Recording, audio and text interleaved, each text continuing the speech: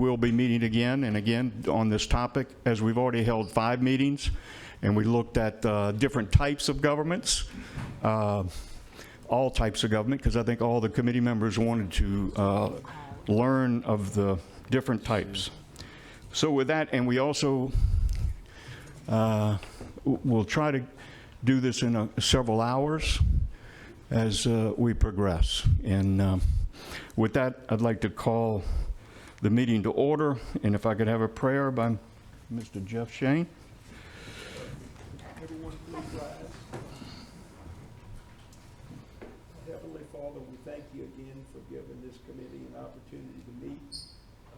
We are thankful that we have greater participation this evening than in prior evenings, and we pray that our collective thoughts and discussions can be for the good of this parish, the good of the people. Guide all of us to make good, independent, but collective decisions that are good for all. We thank you for the wonderful blessing of this parish, and in Christ's name we pray. Amen. Amen. Amen. Thank you. General Ernst, would you lead us in the pledge? I pledge allegiance to the flag of the United States of America and to the republic for which it stands, one nation, under God, indivisible, with liberty and justice for all. Thank you both. Can I get a roll call, please? Colin Sims. Present. Councilman Lawlin. Here. Councilwoman Tanner. Here. Councilman Rawling. Here.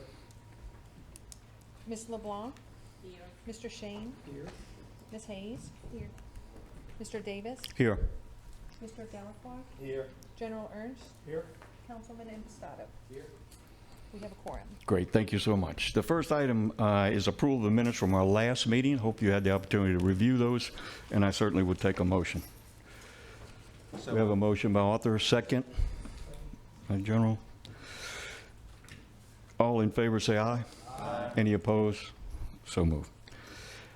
Okay, our unfinished business, as we do in all of our meetings, we review that prior meeting. And I'd like to hear if there's anybody that wants to say anything in reference to our last meeting and what happened. And I've given you some idea. We talked about the different forms of government. Nobody's made any motions. Nothing else has happened. Basically, we're trying to find out and gather a lot of information so that we can get up to speed with some of the issues at hand. Any comments on the previous meeting? Hearing none, we'll go ahead and begin. I did ask several members of our community to please attend this evening, because I can tell you from all of the members up here, they really want to hear from the public. We were created and asked, we didn't ask, we were asked to look at the charter of St. Tammany Parish government. And one aspect of that is, besides the form, is also the composition. So we're now on part 2 of the existing charter, which discusses just that particular item. So with that, I would ask, I'd ask Mr. Kugel, if you wouldn't mind, to let us know what you're thinking. Thank you. So I did prepare a presentation for the committee and for the public, and I would ask, just so I can make sure Sure. Just so I can make sure I can get it through it, if you could write down your questions so I can get through the presentation, then I'll stay as long as you want, answer as many questions as you want. Great, thank you. So I did a presentation, and this is something a lot of people have been discussing for a while, and in terms of, and I'll go into why I use this terminology in a minute, but the question is adopting the New Orleans Council model. Should the St. Tammany Parish Council transition from democracy to bureaucracy? I want to give a shout out to my wife who took a picture. The one up there, the alligator, this was in my district last Monday, so I credit to her for that.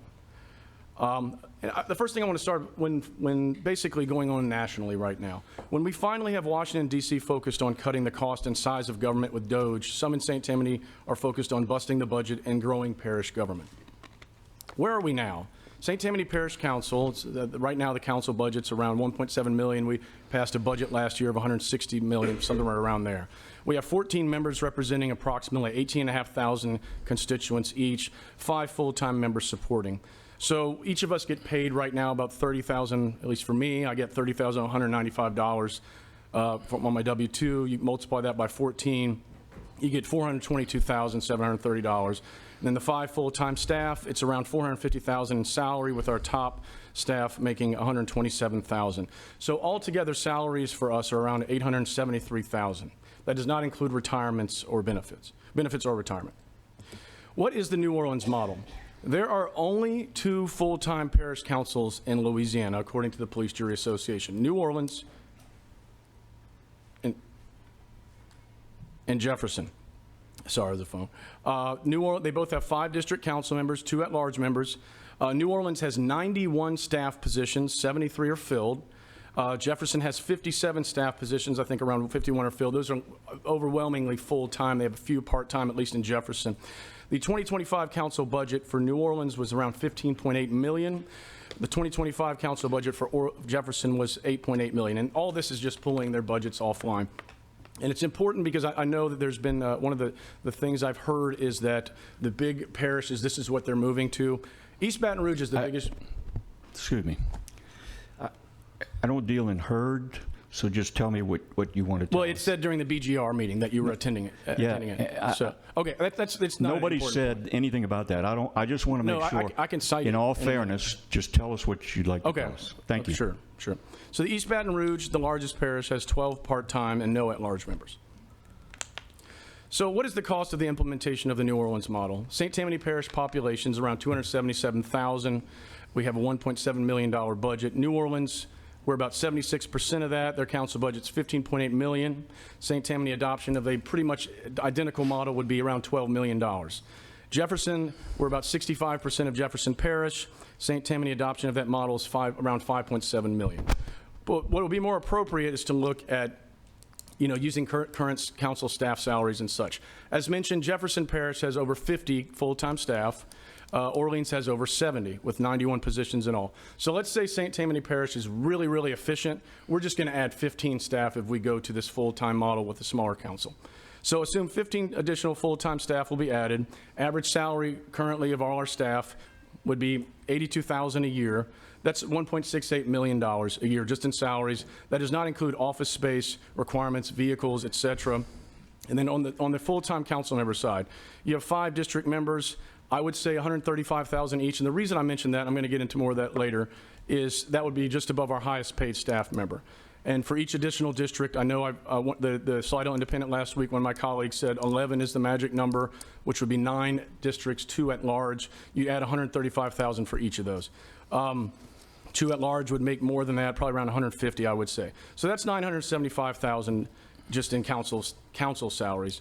So this would, if it was anywhere near this, it would go from around $873,000 to $2.656 million a year, $1.78 million increase.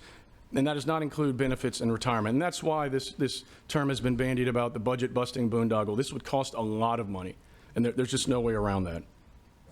The question then is do the benefits justify the cost? What would this do to candidates? This would limit offices to professional full-time politicians who are wealthy or well-connected and financed. And some of the things that comes up often in some of these discussions is you'd have a better quality of a candidate than what we have now. I don't really agree with that, and I'll get into that later, but this would also exclude teachers, farmers, shop managers, small business owners, and other working class members of the community.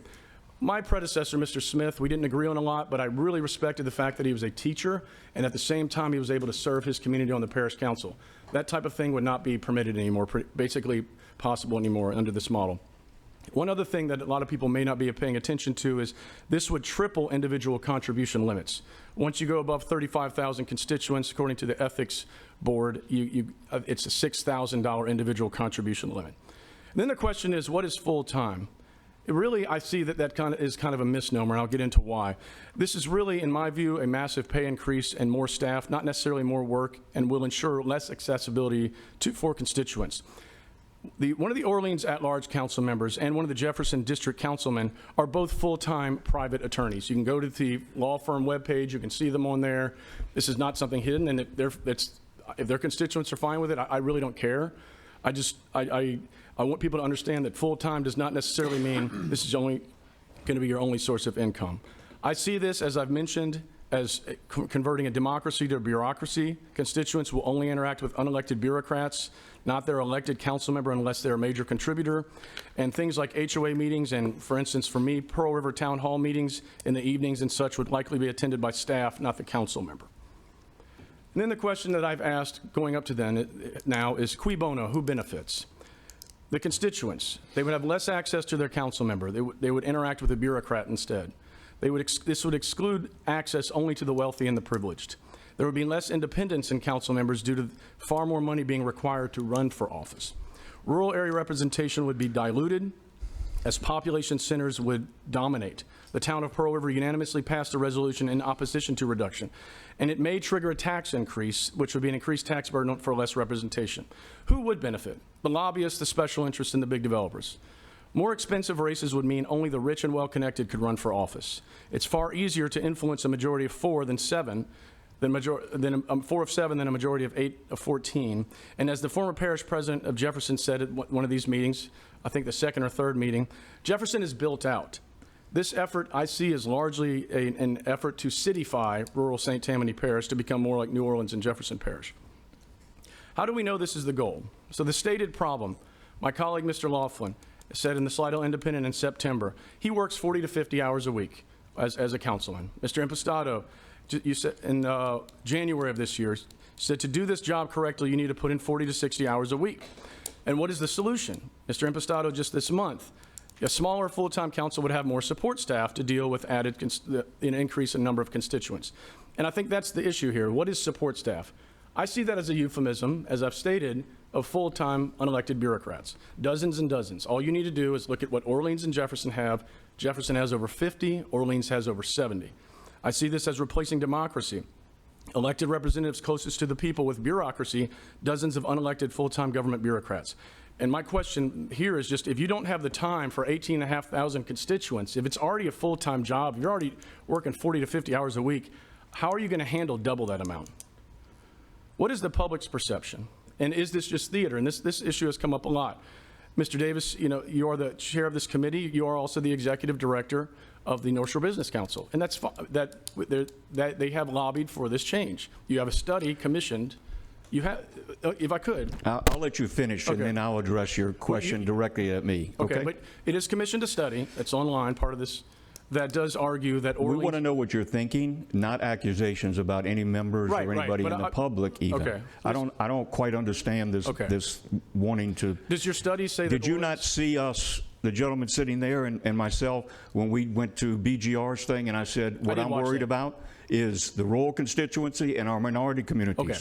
I never said we should lower this amount. So I don't want to get in an argument with you, but I would appreciate if you would stop using my name for something that I was not involved in. Okay, so so from this day on, take my name out. Did they commission a study?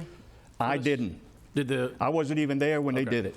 And all they did was a study for the council to review. Okay. So I don't appreciate you going on and on about this when it's not true. Okay. And I'm not a public official, so I can't file suit against you. So just so you understand. So you're threatening to sue me now over. I'm not threatening you. I'm just letting you know that I'm not a public official. Okay. So there's a study commissioned by the North Shore Business Council that says Orleans and Jefferson Parish. They didn't even say. Never mind. Go ahead. Okay. Go ahead. I have it here. Can I have a second? I'm sorry. This is becoming woefully unproductive.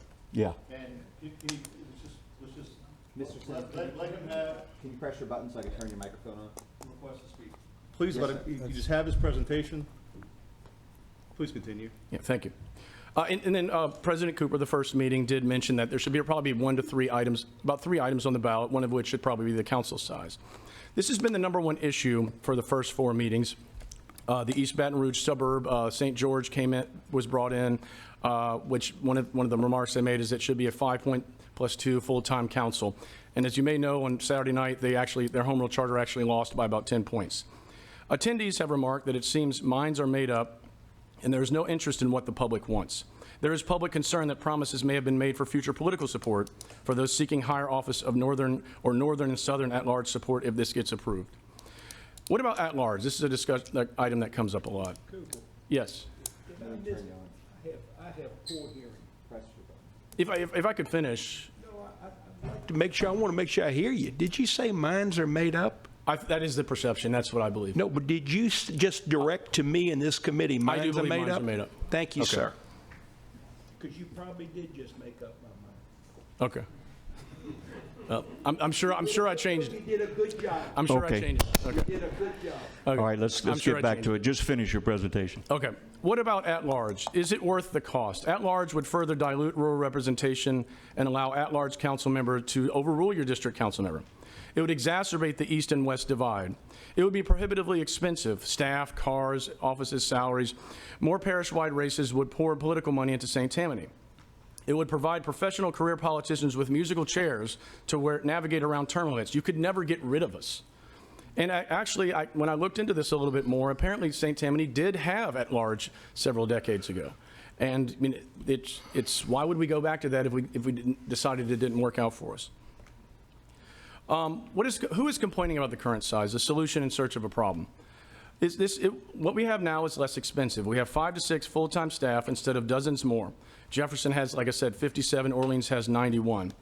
Getting full-time, quote-unquote, full-time council members right now, which you always have access to, often 7 days a week, you're only paying around $30,000 a year for them, each without retirement, vehicles, offices, and other expenses. No mileage reimbursements within the parish for our personal vehicles. Orleans, Carols. I understand, Mr. Davis, at the BGR, I think you mentioned, BGR 2023, I think you mentioned some Orleans parish have drivers, council members have drivers, is that correct? I think they do, yes. Okay. I think they do. And I wasn't able to verify that. That's why I wanted to ask. And it would be more accessible. What we have right now is more accessible. Council members generally provide personal cell phone numbers and attend HOA meetings. Council members personally go to constituents' property to look at issues. This gives working class individuals a voice through access and the ability to run for office. This is to me about transferring access from the average constituent to the elite and ultra wealthy. Some other considerations. One thing that I don't think we talk about often is the president, not the council, runs parish government. We don't run parish government. We don't run public works, engineering, any of that. And we often have to tell constituents this. The council meets 1 to 2 times per month to pass resolutions and ordinances.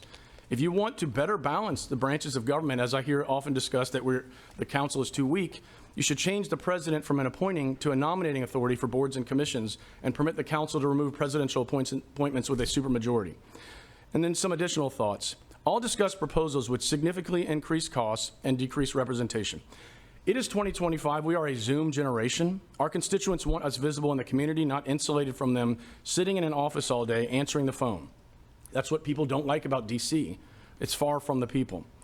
It is very inverted thinking to say as the population grows, people need less representation and more bureaucracy. Council members regularly work after hours because that's when constituents are available. And then in conclusion, one of the things both sides agree on is it costs more money and could require a tax increase. And my specific reference here is, Mr. Davis, I'm sure you remember that at the 2023 June BGR, one of the questions from the audience was, could this cause a tax increase and will it for sure increase costs? And the answer from all the panel members was yes. Full-time pay and benefits, dozens of additional full-time staff, vehicles, office space, etc. I see this also as an unfunded mandate. The average citizen of St. Tammany should not bear the increased cost of a bigger government just so that lobbyists, special interests, and big developers can have more influence over the council. What is the quote-unquote benefit? It replaces elected representatives closest to the people with dozens of full-time government bureaucrats. It excludes teachers, farmers, shop managers, small business owners, and other working class individuals from service and limits council positions to professional full-time politicians. Access to council members would be weighted away from the average citizen to the wealthy and privileged. And in closing, the other thing I would add is we had a disappointing result Saturday night with the rededication vote, in my view. And I think this is absolutely the wrong time to talk about spending millions of dollars on this. And with that, I take your questions. Great, thank you. Do we have any questions? Joe. Who do I got? Joe? Mr. Impastato? I don't have a question for Mr. Kugel, but I am curious. Who said we're looking at the New Orleans model? I wasn't talking to you, sir. Excuse me. The I've member never- has the floor. First of all, I'm open-minded to making change if it betters St. Tammany Parish. That's what I'm here to do, try to improve our parish. I've had a discussion about a different model that will cost less. Is there a mandate? Does anybody know if you reduce the council, are you mandated to pay more money to the council members? No. I've never heard one discussion, one thing out of your mouth that said you could change the structure and you have to increase the pay. I don't think that's mandatory. I think that you could possibly reduce to a 9 and 2 model. You could save the taxpayers money, and with 2 at-large members, you could potentially provide better service. I also don't think you would have to increase the staff. Is that also mandatory? Do you have to increase the staff amount? Mr. Laughlin, If I may. Go ahead. please. Mr. Impastato, if I'm just you, very confused. in your, I'm doing some quick math. In your model, if we went down to 9, it would save about, it could potentially save quite a bit in salaries, because we don't have to increase the salaries of those that remain. Well, it's not my motto. It's something I've talked about. Right. I don't know. I'm not sold on any idea. I think it's very important to make sure we maintain a minority district. I think it's very important to make sure we maintain rural representation. But I also think it's important to discuss new ideas that can improve our parish. The actual cost of a council member is closer to $55,000 with benefits and packages and traveling and everything else. It's not $29,000. Yeah. So you have to look at the real number, not just the salary. But just mentioning the salary is not what people spend on a council member. I would think that less council members potentially maybe less stress on the staff. I've actually asked several staff members, and they all have said the same thing. So I think at this point, we need to continue studying and talking. I do appreciate Mr. Kugel's presentation, but I have never, and I will never support anything that increased costs to the taxpayers. But we can possibly be more efficient and better than we are now. And we certainly know we have a lot of problems in this parish. Great, thank you. What's your question? I want to make sure, I know you said it takes 40 to 60 hours a week to handle 18,500 constituents right now. How would you handle more constituents? I think they could have 10 council members in District 7 working on all the issues. Maybe you have a different setup in your district. Maybe your people are not as needy. Maybe they don't demand as much out of you. But I could do way more if I had more time. And I've worked a minimum of 40 to 60 hours a week on this job. Okay, thank you. Thank you, Mr. Kugel. You got Ms. Gina Hayes, you're next. Mr. Kugel, on your second to last slide on the right-hand side, I think it said, all discussed proposals would significantly increase cost and decrease representation. I feel like I maybe have missed a meeting because we haven't discussed any proposals with this committee. No. At all. So I just wanted to make sure that the audience and everyone who's watching on television realizes that we haven't discussed any proposals yet. None. So I don't know how you can say all discussed proposals. I mean, I don't know if maybe people in the public are discussing things with you, but this committee has discussed nothing. So you haven't talked about full-time councils? I have not, no, not No. with anybody on this committee. Okay. Presenters may have Okay. said that they have them or don't have them, but we, as a body, have not. So We what- haven't discussed that. If I could respond again. So the 2023 June BGR, Okay. again, Mr. Davis, Mr. Lerner, Mr. Aaron, this reducing the size of the council, it was unanimously said this would increase costs and could result in a tax increase. Have you changed your view of that? If it was to go full-time, there was a discussion. So it's- nobody's okay. changed their position. And if you really listen to the whole tape. I did. And don't take little snippets out, that's where I get a little kind of, we were discussing if it was full-time. And that's what BGR, so you're not mad at, I shouldn't say that. So BGR is doing what we're doing. They said, hey, let's do a presentation. Let's let people, we had an attorney there, very expert, and that's what he talked about, Mr. Kugel. Nobody's angry at you, but I'm just saying, turn it down a bit and we were appointed by the council, which you're one of them, to look at this, and that's all we're doing. And I don't understand, and when you kind of come after us individually, I don't get that. General, you're next. General Ernst? Yeah.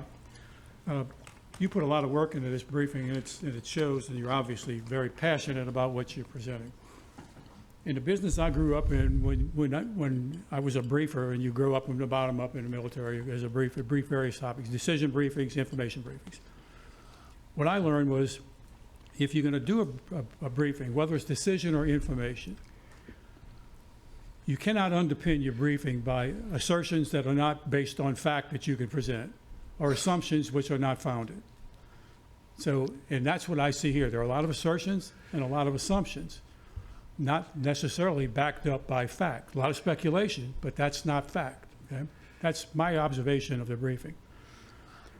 Are you suggesting to the council, excuse me, to this committee, that we should not consider anything else, just 14 or nothing? I'm saying particularly after, I have watched, I spent like 7 or 8 hours watching the first 4 meetings. If you want to tell me that this wasn't the #1 topic, I don't know how to respond to that. This has been the #1 topic, and the reason this has concerned me is because we have a lot of issues that we should be focusing on that actually improve the lives of residents in this parish, and this seems to be the #1 topic, and people have pointed this out repeatedly. That's my issue. Of course, you should go through each chapter line by line of the charter, but you gave your presentation, it was right off the bat, the presentations were about reducing the council. Mr. Menard from the DA's office gave a presentation, I think it was the 2nd meeting, about reducing the council. How would that work? St. George was brought in. Again, dealt with 5 + 2 is the correct number. It should be full-time. I mean, this has been talked about repeatedly. The Jefferson Parish president also talked about this. At some point, it's like maybe this is why people believe this is where this is going. And the reason I think it's concerning, like I said, is there are a lot of issues that I think would actually benefit the residents of this parish that are being, everything is like less important than this. That's how it's being treated. Yeah, so, and I appreciate that. I know Mr. Sims is up next. I want to tell you that, I'm sorry, go ahead, John. Again, are you suggesting that we only consider 14 councilmen? I mean, you could consider what you want. I'm just telling you why my position is what it is. And I'm going to tell you absolutely after Saturday's vote, and we are going to be struggling in terms of just making sure public safety is funded, to spend millions of dollars on this, which is what I believe it's going to cost, is I don't think fiscally responsible. When I was asked to be on this committee, several of the councilmen asked me basically the same question, phrased differently. Will you go into that committee as a member and have an open mind? And I said yes, okay? And I wouldn't let anyone, you included, suggest that I should not do that, all right? That because we have asked other organizations around the state to come in and make a presentation, and they touched on, they were basically asked to come in and talk about their home rule charters, all right? Mm-hmm. But they did touch on their size of the council. And so in the question and answer, obviously that was brought up and discussed, but a lot of that's been in the media, not from here. All right, not from this platform, all right, about reducing the council or not reducing the council. So I'm just saying is, I think our charter is clear. We are to consider everything that may have an impact on improving the home rule charter of St. Tammany Parish, if that's possible. If not, then we tell the council, it's perfect, leave it alone, all right? But my guess is, it's not perfect, and it should not be left alone. Great, thank you. I just want to, I don't know if you've looked at the charter. We decided in our first meeting that we would go through all the items. Right. So the first item was the home rule charter form of government. So that's why all that discussion on the form. But nothing came out of that other than just gathering data. DA Sims. Oh, wait, Mr. Delagro is first. Oh, I'm sorry, Mr. Delagro was first. Thank you. I think there's a lot of oversensitivity on this, notwithstanding, and I understand other committee members, when their names are mentioned, you have the absolute First Amendment right to defend yourself. However, Mr. Kugel is one of our 14 parish councilmen. He's come up and put a lot of work into his presentation. I don't disagree that there are some questions that need to be asked. And David, I think some things, assumptions you made, I can vouch for myself under oath. There is no preconceived notion on my part, nor most of my colleagues, if not all in this committee. Some, I believe, really believe we can be more efficient by a lesser number, but I don't think their decision's been made. And we have not talked about this collectively. Your assumptions about us spending time hearing from that same podium from Orleans Parish representatives, David Marcello, one of the most knowledgeable governmental authorities in Orleans Parish, still alive today, and then Tim Coulon from Jefferson. So yes, we did have discussions from that podium, explanations about the 5+2. St. George stood there and said 5+2. So I can see, as a trial attorney, that there may be a perception from people who've looked at these things that we have spent a significant amount of time listening to presentations from Orleans representative, Jefferson representative, and a St. George representative. I can understand that. I would just like to assure you from my behalf, we haven't made that decision. We will ask all of the tough questions. I will. I'm not a potted plant, and you know, I think you know that, respectfully, okay? But we have to be very careful, I think, because if a parish councilman can't come up here and speak, what Absolutely. are people in this parish who have concerns about going from 14 to 9 plus 2, 7 plus 2, and I hear if it's going to cost more money, we're not going to do it. Well, in reality, that's a difficult thing to do. I got chastised 2 meetings ago when I was talking about getting a forensic accountant. And Miss Mary said, well, I have to comment that costs money. Well, actually, it's not, because Colin Sims is loaning a forensic accountant to the parish to do the work. So that is being done without a cost to the parish government, but cost is essential. And I sure hope your presentation and our discussion does not quash citizens wanting to come up and talk to us and maybe make pointed comments and assumptions that we may say are not factually based, like was said to you tonight, I think respectfully but forcefully, so that people can speak their mind. This is a very sensitive subject that I have to agree with Mr. Kugel. I don't hear John Q. Public and Mary Q. Public chattering about, my God, we need to reduce our council. We have a lot more issues in our parish after Saturday than reducing the council. But I'm open to making it much more effective for the people. But I will not sit here and berate anybody that comes up and wants to talk about it, even if they say that some of us have our minds made up. Because I can't speak for everybody else's mind on this panel here. I can only speak for mine. Thank you, Great, Mr. thank Kugel. you. Mr. Sims.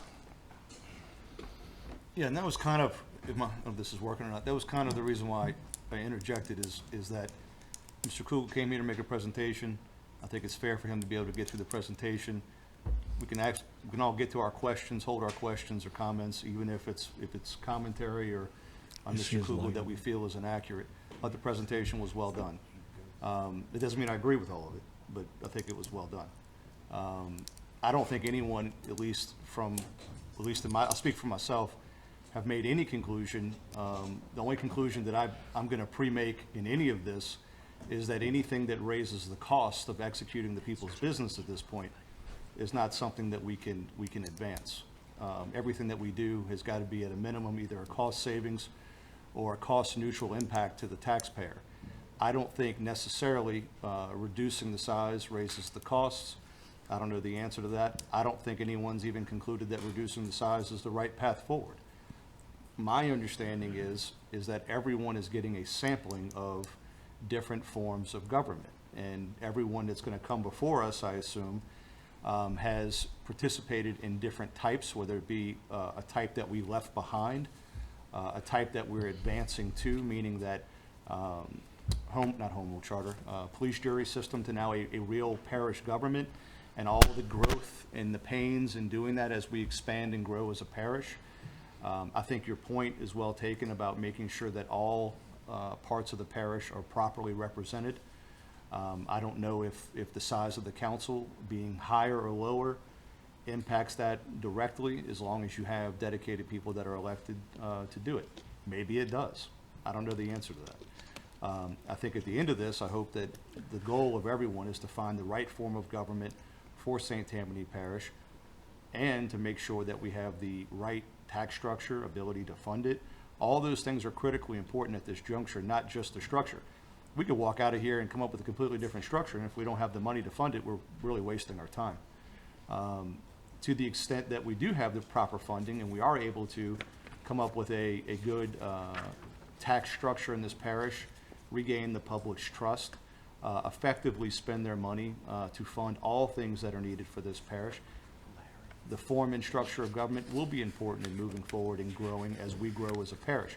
But I really hope you walk away with, there is no conclusions made at this point.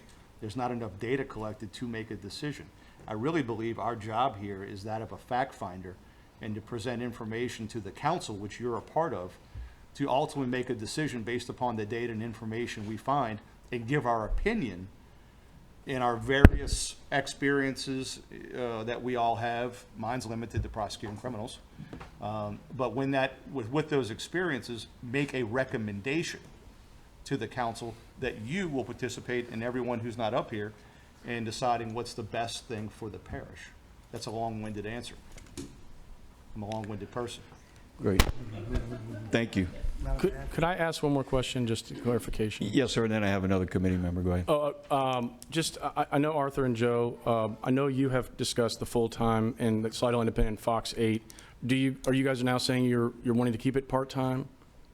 I'm just trying to understand. I'd like to answer. Go ahead, Joe. I don't think I've ever said we should move to full-time. I have said several times that I would be opposed to anything that raises the cost up. But I think we're here to discuss ideas and options, and again, things that can make our parish potentially better. I feel like in District 7, that I have a lot of experience with, maybe if the size was increased by 5, 7, 8,000 people, but you had an at-large member as well, the people potentially could be better served. Then maybe your part-time council member could be a part-time legislator, and the day-to-day things that a district requires could be handled by a full-time member. And I can tell you, you could run the numbers all you want. If you had 9 part-time at the same pay and 2 full-time, the cost would be lower to the people of St. Tammany Parish. I'm not saying this is the right way to go. I just wanted to talk about it. Has people asked me questions about should we look at full-time? Yes. I've never said I've come to the conclusion. But the only conclusion I have come to is being a citizen of St. Tammany Parish is I'm not paying any more taxes. I'm not spending more money. But looking at a restructuring that could be a better design and serve the constituents better of St. Tammany Parish is something I'm certainly interested in. And I'd like us to keep discussing that. Great. Thank you, Mr. Stottle. I got one more question from the committee member, Mr. Rowland. Okay. Thank you, Mr. Chair. I just want to make sure what mic I had over here. Yeah. Mr. Kugel, I'm a little disappointed in your presentation. Let me tell you why. I think you are definitely putting the cart before the horse, for sure. And let me tell you why. These members are volunteering their time, and I think this is our 5th meeting, during the day or in the evening time, and you are not letting this committee work. I mean, as a sitting council member now, as part of the 14, which I'm part of, Arthur's part of, Joe's part of, Cheryl's part of, we're going to get this recommendation from this council. If it's going to take the next months, the next year, we don't know what that looks like, to discuss it even further. But you have appointed so many committee members in the last year and 3 months. Don't you let those committees work? Don't you let them research and find out the best methods and the financial needs one way or the other? Don't you let them do that? You want to respond? Yes. I think the difference here is, as I mentioned, this is a decision that I and I know some other colleagues in the council believe that has been lobbied on since last summer. And I know Mr. Rowling. Yeah. You mentioned a few meetings ago that this should be one of our big issues. My question at the Home Rule Charter Committee, I think you probably remember that. I brought it up. I don't think it was like the big issue. Well, one of the big issues. I guess the question. I think all of it's this. Well, who is asking for it to be one of the big issues? This binder is the big issue. Okay. Okay, this is a part of the issue. But let me just not stop there. We're going to do our work. We bring in experts in. And I mean, why wouldn't you go close to your area? Why wouldn't you go to Jefferson Parish? Why wouldn't you go to Orleans? Why wouldn't you go to East Baton Rouge? Because they close in vicinity, right? So why wouldn't you want to learn from them? See what worked. See what they missed. See maybe what they should have done differently. That's what we're doing right now. So to you on social media and then through your presentation, just focus on Jefferson Parish and Orleans like they're the bad guys, is extremely disappointing to me, okay?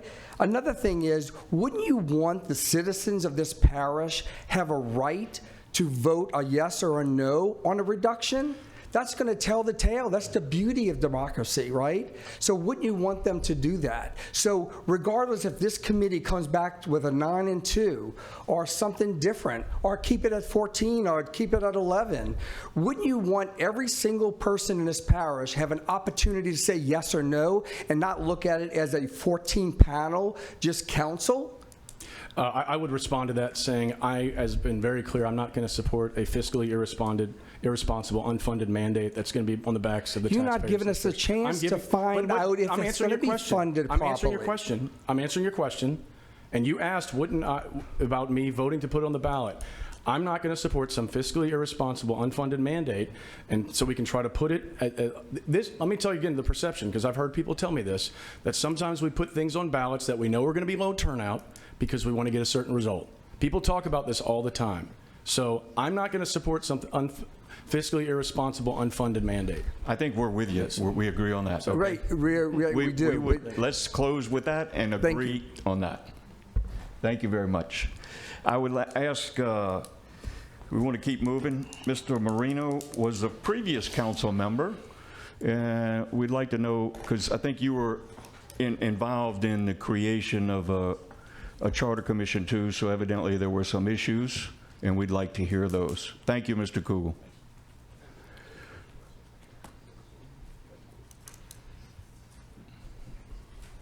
Well, good evening. Good evening. I didn't miss much going a year and a half.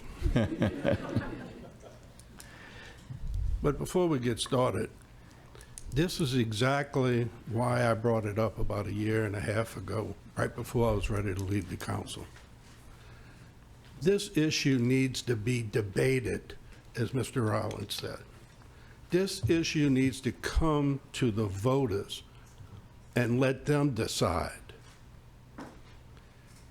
Before I get into my presentation, I'm going to just say another thing. It was brought up about the election.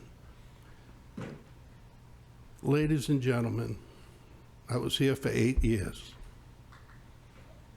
We put enough lipstick on that pig that we just voted on.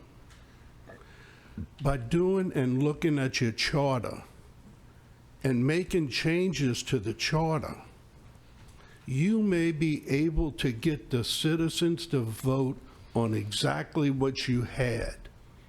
It's apparent they do not trust me before and you now. It's apparent. When I came on, it was the previous president. Then it was Mike. It was previous council. Then it was the council I'm on. Well, guess what? We got a new council. Nothing changed. Because the people don't trust the people in St. Tammany Parish government now. You have a great opportunity, if you stand up and make the changes, but let the people vote on it.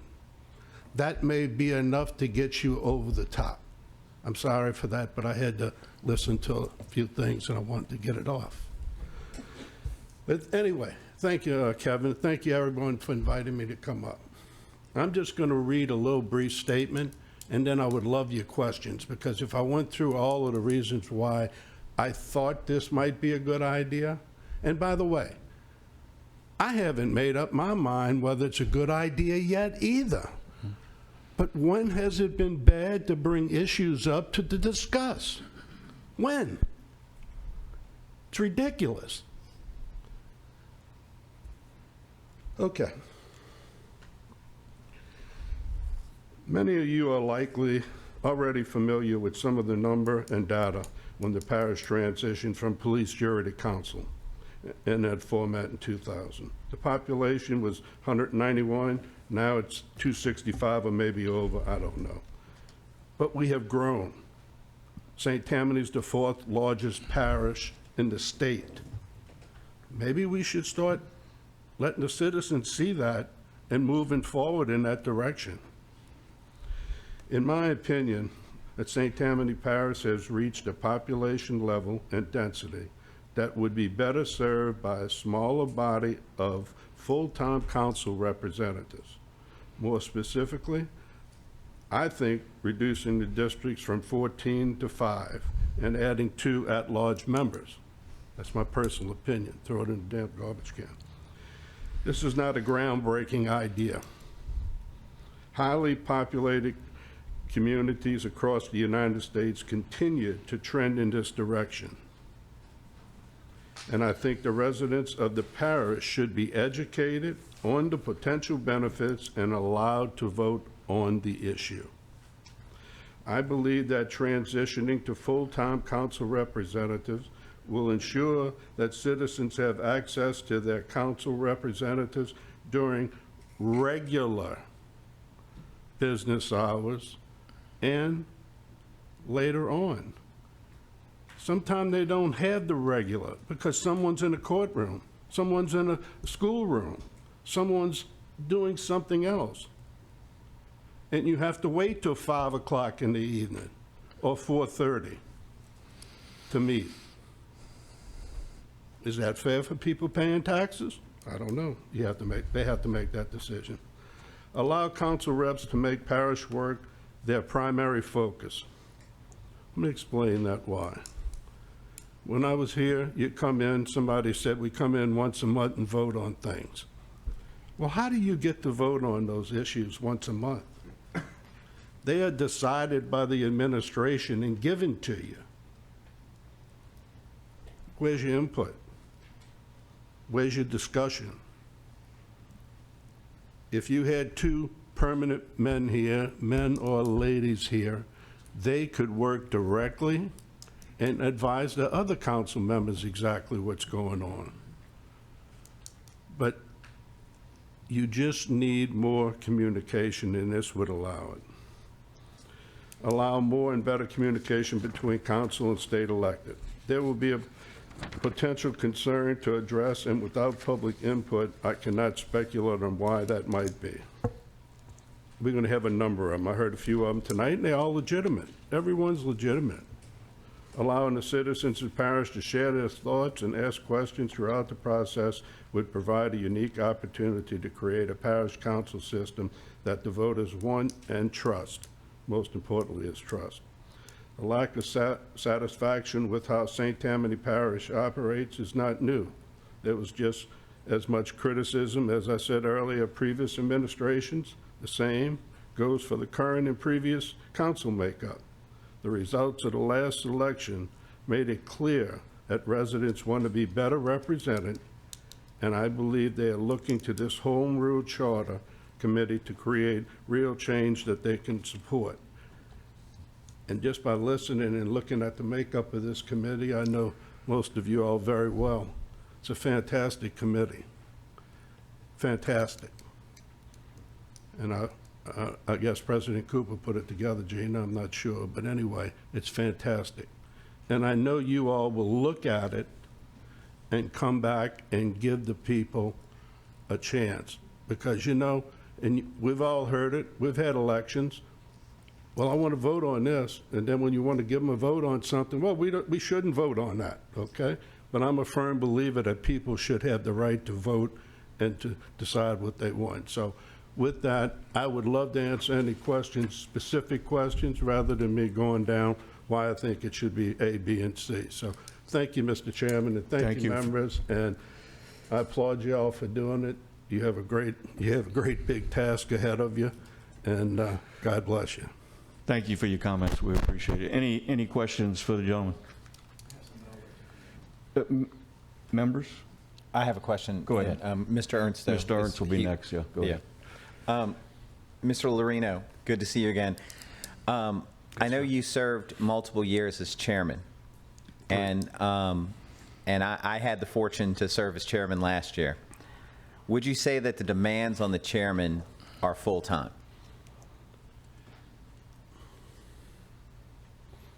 Yes, but I'm going to, if you don't mind. Yes, please.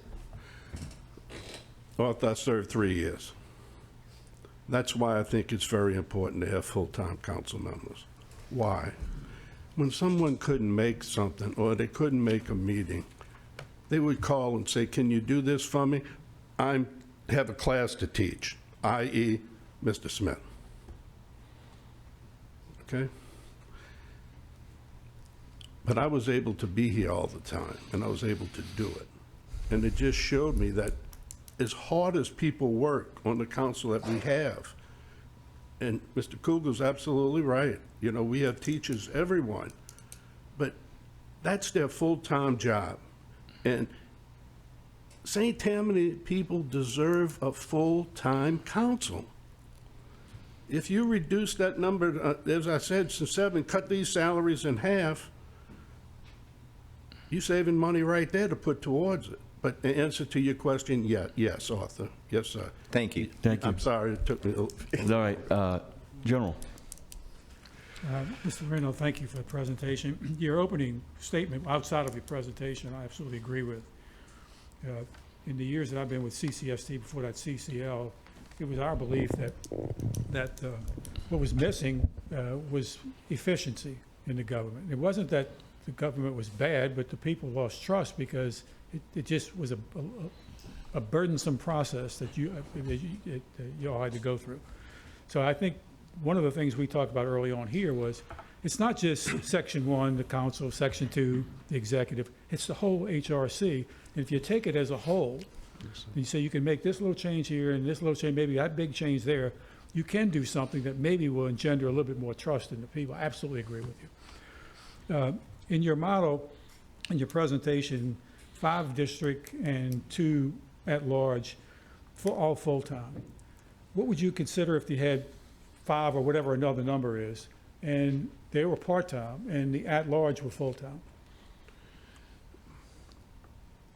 General, I believe any number that you ladies and gentlemen really get into and study, it will be a better number than we have today. Okay, thank you. And I'd be foolish to say a number should be this or should be that. Yeah, thank you. Thank you. Thank you. Mr. Impastato? Thank you so much for doing this. I truly appreciate your time and effort. I know it's probably hard to come back here considering you're retired and you don't have to deal with this anymore. No, I feel much better coming back right now. You know, the council structure is just one thing that we're looking at. Is there anything else that you think we should focus on, or any particularly challenging aspects of doing this job that you think we should look at? Joe, I don't know how to say this any other way than just say it. I think everything in that charter needs to be looked at to get the public trust back. And it doesn't matter what's on line A, B, or C. And I really believe that if we're going to move forward and be able to have a DA's office like we should have, a sheriff's office, a counsel's office, I think we're going to need the people to support it. And I really honestly believe if you come with something different that is viable, backed up, and sound, they may even vote for an increase because they're going to be getting something better than what they have now. So it needs to go from A to Z, in my opinion. Joe, thank you, sir. Thank you. Thank you. Mr. Sims? It seems one of the things I heard you say is, you know, full-time people to be full-time accessible. I think trust and access go hand in hand. Is that fair? Yes, sir. And I don't think just because you have more council members, which one would logically conclude, well, if there's more of us, we could be focused on our little areas more, you know, our local neighbors would be more access. But it seems that more people communicate via phone or otherwise now, and full-time jobs get in the way of full-time access. And in order to be accessible to the citizens and not be too busy with life and other jobs, that we need to have at least a cadre of full-time people always accessible to the people to answer their questions, because they also have full-time jobs. And when everyone's off with their family, they're off with their family, not trying to talk business, they're trying to spend family time. So we need to have full-time people to operate during business hours like everyone operates and conducts business. And the lack of the ability to do that is a problem to access for the people. Is that fair? That's very well said. So Yes, sir. regardless of how we fix it, that is a problem that needs to be addressed and solved by this committee, is access to your representatives during normal business hours to be able to communicate with, and we need to figure out a way to get that done. Yes, sir. And there's one caveat to that. Another thing that is very important. If you have what we have now is a part-time council and a full-time parish president. We had Mr. Davis, late Pat Bristol, and now Mike Cooper. When you're full-time, and I know this very well, when you're full-time and someone is part-time, you look at the situation a little bit differently. You know that in your office. Yes, sir. That's not a knock on anyone, it's a fact. So if you have a full-time, 2 members that are parish-wide, the administration can't say, well, I was elected by the parish and you're elected in District 4, Mike. Right. Okay? We were parish-wide. You can have maybe a different relationship, and Mr. Davis knows this better than I, with something like this. That's exactly why I don't allow my ADAs to have other jobs outside of what they do, because they're full-time public servants, and they don't have outside practices because they're hired to do a full-time book of business. I agree with you. Yeah, great, thank you, Mr. Sims. Thank you. Can I ask? Oh, I'm sorry, go ahead. Mr. Lorino, one more question. And I served with you for the last year of Mr. Stefanczyk's term, and then now I'm in my second year of my own term. We had a sea change on the council. Like, we have 9 brand-new council members, and I'm still wet behind the ears. And the people still don't trust us. And we're trying, I think it would be logical to expect that not 10 effectively new council members on a body of 14 would want to change things, or at least look things over. And I'd like to ask you your thoughts on that. And then also to go on the full-time, I do know that it's hard. Now, one thing Mr. Kugel and I share is we're both fathers of young children, and we're still both actively employed. I would say that this is the perfect job as it is for the retired person, because it's someone who doesn't worry about their finances. So I'd like you to discuss either or all of those things, please. Well, I'm going to go to the last one first. You're looking at one. I was blessed to be able to retire and get elected to the council. It was no problem for me to answer the phone at 10 o'clock in the morning or 4 o'clock in the afternoon every day. And my constituents realize that. I still get calls from them. But the bottom line is, it's very important. But I'm going to say it again, the council we have in place does a fantastic job, because they're doing that. You're giving your time, Mr. Kugel's giving his time. But is that time where where it should be?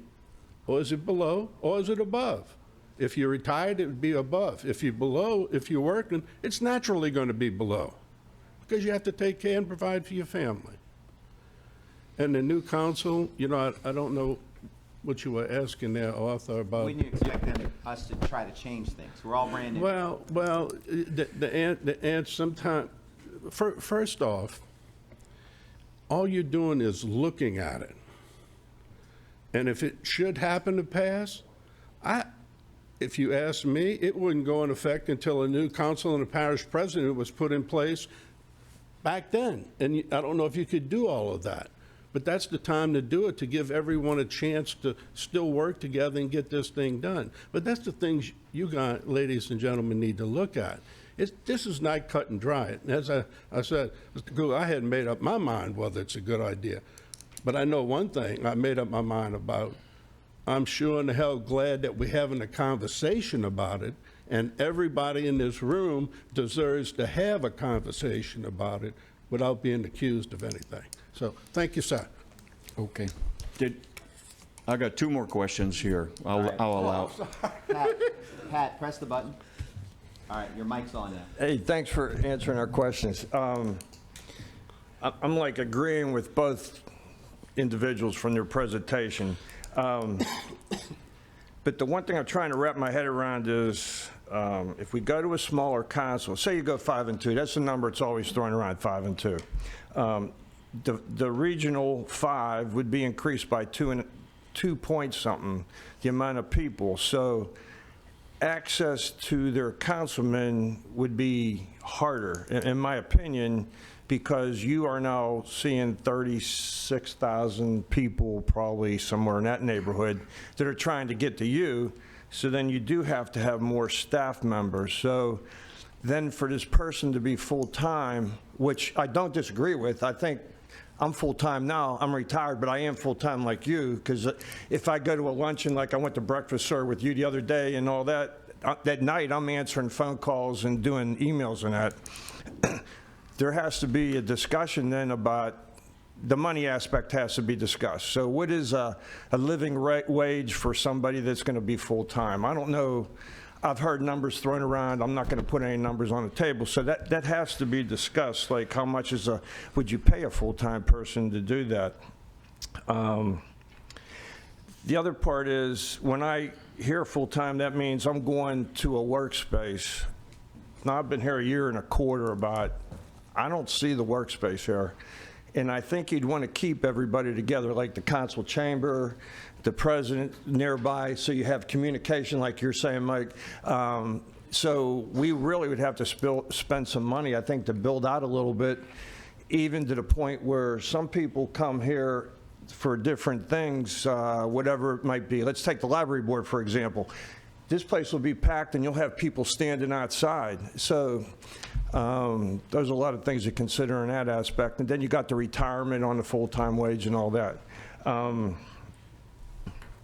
So as far as being the primary focus, I can tell you right now, as a retiree, basically I do part-time contract work, but I spend at least seven hours a day, 8 hours a day. It might not all be during the daytime, because I might be going to a luncheon or whatever, or meeting this person or that person, but then at night I'll be sitting there on my computer for about 3 or 4 hours, or maybe less, trying to answer emails, because District 5 that I represent is underwater.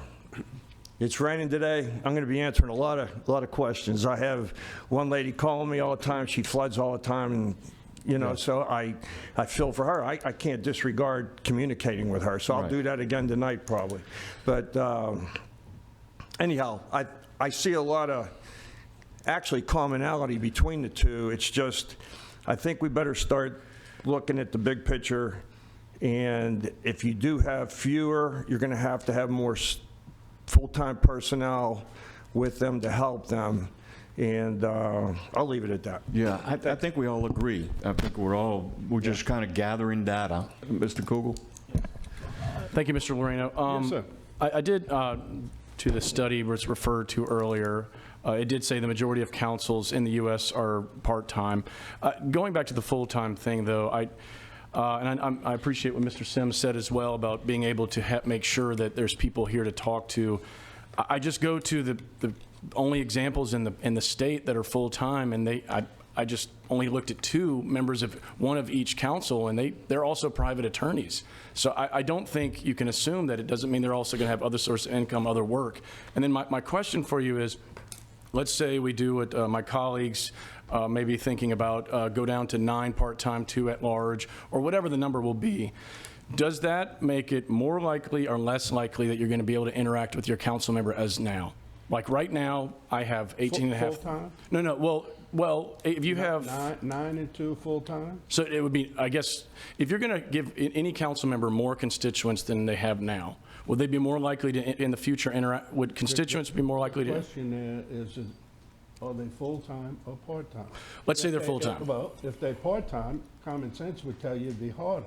If they're full-time, common sense would tell you absolutely. So you believe if, for instance, we had 36,000 or 40,000 constituents, that right now my constituents would have more access to me? Yes. And you know why? Because I was chairman for 3 years in a row. And I worked with every council member in that district. Everyone. And I wasn't full-time. I was retired. Big difference. Big difference. Thanks. Great. Thank you so much Thank for you, sir. coming this evening. We appreciate it. Thanks for the questions. The next one up is Rick Franzo, please. Don't mind to hop along. I had knee surgery. First, I really want to thank all of you for your time putting into this. This is something that CCSD has been always pushing for, is a review of the Home Rule Charter. We believe, and I want to say, Mike, we've been on different pages sometimes, but I want to say I'm on your page tonight.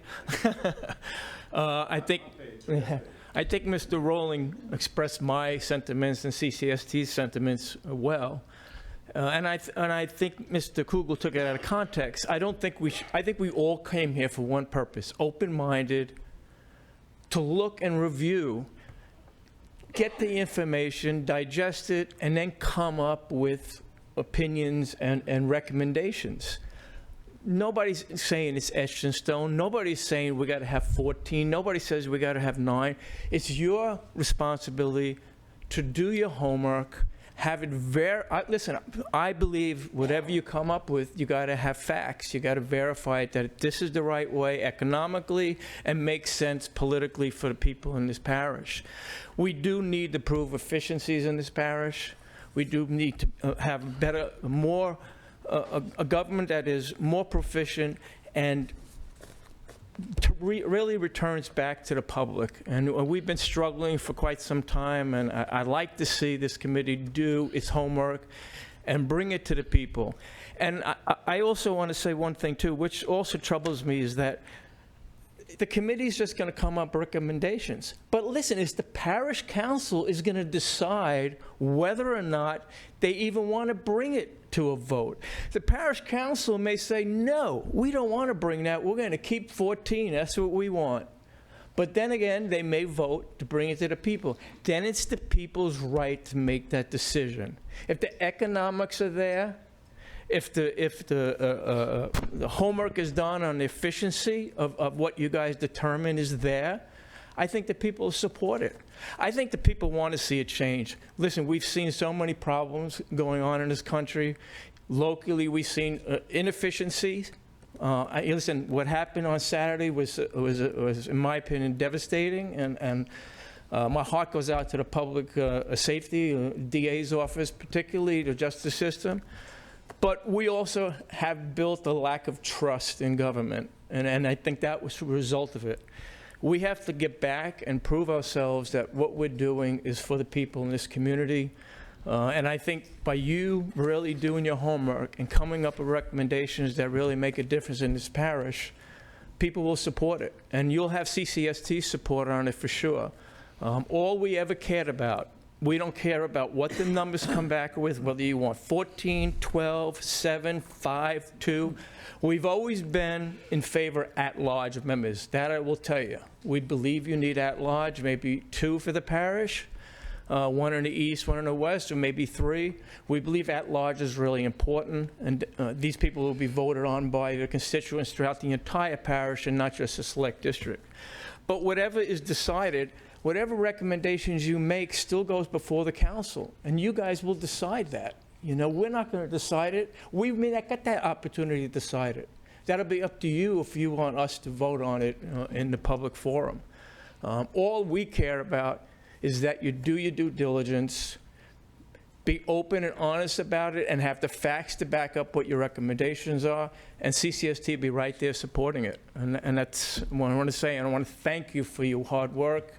And I appreciate everything you guys are doing. Thank you very much. Thank you. We appreciate it. Any questions or anything? I'm going to go through. We got a lot of folks who want to speak. Tommy Buckle from Mandeville. Thank you, guys. I may take a little bit of a different approach here this afternoon, just to kind of shed a light on I guess, my personal experience with both. Lived here for the last almost 20 years now, but also running an engineering and a company throughout 5 states, and having worked in somewhere around 30 different states, and have been exposed to a lot of different jurisdictions, a lot of different municipalities, a lot of different types of governance. So our business is site development. We do a lot of site development, and we've been fortunate to be able to do that across the country. And I can tell you examples of municipalities where I really have felt like, man, those guys have their act together. When you walk in there, they have a structure and they have a government and a governance that is effective. The rules are clear and concise. You know what you're walking into. They give you the playbook. You execute the playbook, and you move on. And those types of municipalities are similar to. And there's a bunch of them. I've worked in Plano, Texas, Auburn, Alabama, Phoenix, you name it, Tell City, Indiana, some cities, some big, some small. But the city manager type setup, in my opinion, has been a very intriguing model that I would ask you guys to look further into. I actually reached out to Auburn, and I've passed this information along to Kevin just this past week. But I'll give you an example of that. So we had two projects we were working on in 2014 and 15 in Auburn, Alabama. And both of those were for a national client. And in that instance, we had issues where one of the sites did not have sewer. So we couldn't get sewer to the site. Sewer was 1.5 miles down the road.